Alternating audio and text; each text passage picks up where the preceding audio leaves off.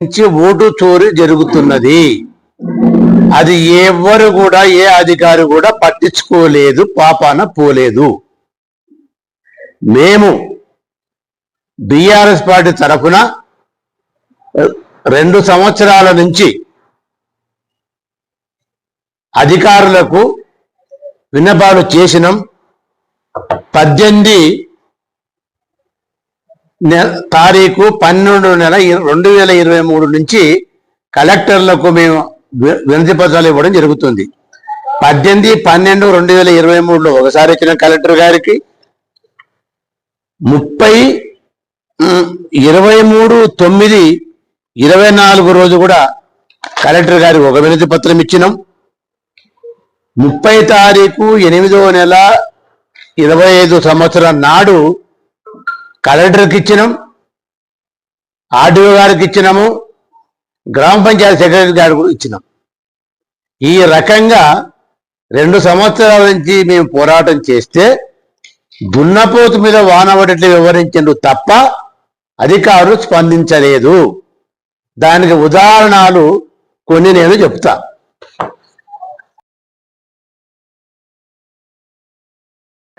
ఆ ఊర్లో ఉండేటి 10 వార్డులు. మేము కేవలము 4 వార్డులనే అతి కష్టం మీద మాకున్న తెలివితేటలతో మాత్రమే మేము పరిశీలించినాం.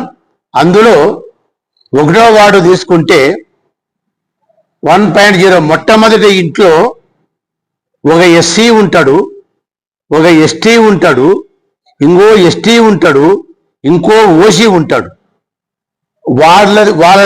వార్డే కాదు, 1వ వార్డే కాదు, వాళ్ళ ఎగ్జాంపుల్ 8వ వార్డు. వాళ్ళకి ఈడ ఓటు ఉంది, ఆడ ఓటు ఉంది. ఈ ఓటు వేయడం వల్ల ఇక్కడ వార్డు నెంబర్ బాగుపడుతున్నాడు, సర్పంచ్కి ఈడ డబ్బులు ఓటు పడుతుంది, ఆడ డబ్బులు ఓటు పడుతుంది. ఇట్లా 4 వార్డులను విభజించి చూస్తే మేము 4 వార్డులను మొత్తం 10 వార్డుల్లో 4 వార్డులను మేము విభజించితే 480 ఓట్లు సక్రమంగా జరగలేదు 4 వార్డుల్లో కలిసి. ఇంకా 6 వార్డుల్లో ఎన్ని ఉంటాయి? దీన్ని ఎవరు సక్రమంగా చేయాలి? వార్డులు ఎవరు కరెక్ట్ చేయాలి?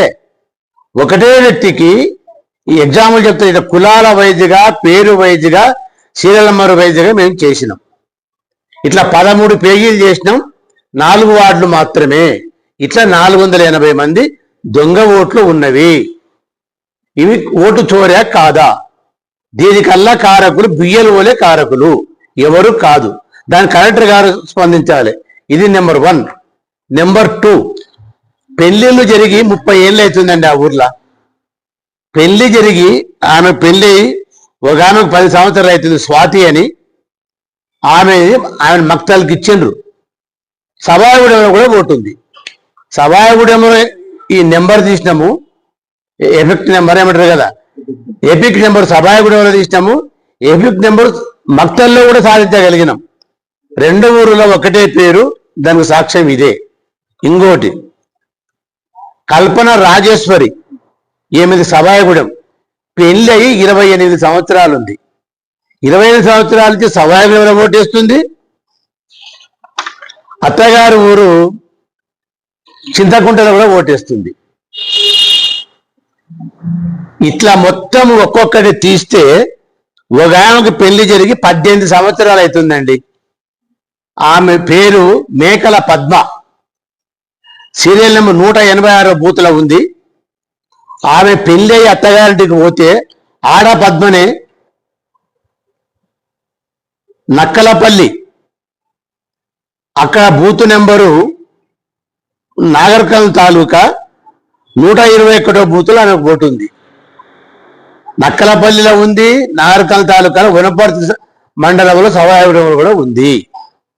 ఇంకొకటి సుమతి,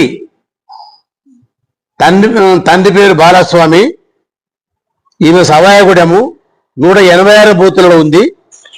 ఆమెను ఇచ్చింది ఆ ఊరికి, బలిజపల్లికి ఇచ్చిందండి. బలిజపల్లిలో కూడా ఆ సుమతికి ఓటు ఉంది. అట్లా అయిపోయానా? ఇట్లా మొత్తం 45 మంది ఉన్నారండి. మళ్ళా 45 మంది పేర్లు చదవాలన్నా, ఇప్పటికి శాంపిల్గా చదవాలన్నా, ఈ 45 పేర్లు మేము తీసి పెట్టినాము. కరెక్ట్ గా ఇక్కడ నెంబర్ సాధించగలిగినాం, అక్కడ నెంబర్ సాధించగలిగినాం. కానీ ఇంకా అక్కడి వాళ్ళ భర్తల పేర్లు తెలియకపోవడం వల్ల ఇంకా కొన్ని పేర్లు దొరుకుతలేవు. ఇంతకన్నా ప్రూఫ్ నీకు ఏం కావాలి? ఇది ప్రజాస్వామ్యమా? మీరు కలెక్టర్లేనా? ఇట్లా ఎలక్షన్ జరగొచ్చా? ఇది ఎలక్షన్ జరపొచ్చా జరగదు మీరే డిసైడ్ చేయాలి. మూడవది దొంగ ఓట్లు, డబుల్ ఓట్లు. విచిత్రం ఏంటంటే డబుల్ ఓట్లు అదే ఊర్లో 45 మంది ఉన్నారండి. వాళ్ళ ఎఫెక్ట్ నెంబర్ ఆ వార్డు నెంబర్ ఇచ్చినాము, ఈ వార్డు నెంబర్ ఇచ్చినాం. 2 వార్డులో ఓటు వేస్తున్నాడు. ఈ 2 వార్డులు ఓట్లు వేయడం వల్ల ఈ వార్డు నెంబరు ఓటు పోతుంది. బిఆర్ఓ అనే పేరు ఇప్పటికీ ఉంది. బిఆర్ఓలు ఏం చేస్తున్నట్లు అధికారులు మభ్య పెడుతున్నారు. తహసీల్దార్ ఎంక్వైరీకి పోని కళ్ళబొల్లి మాటలు చెప్పి వాపసు పంపడం, ఆర్డీఓ అవడం కళ్ళబొల్లి మాటలు చెప్పడం, ఆర్ఐ పోతే కూడా కళ్ళబొల్లి మాటలు చెప్పి వాపసు పంపడం తప్ప చర్య తీసుకోవడం లేదు, పేర్లు తీసేయడం లేదు.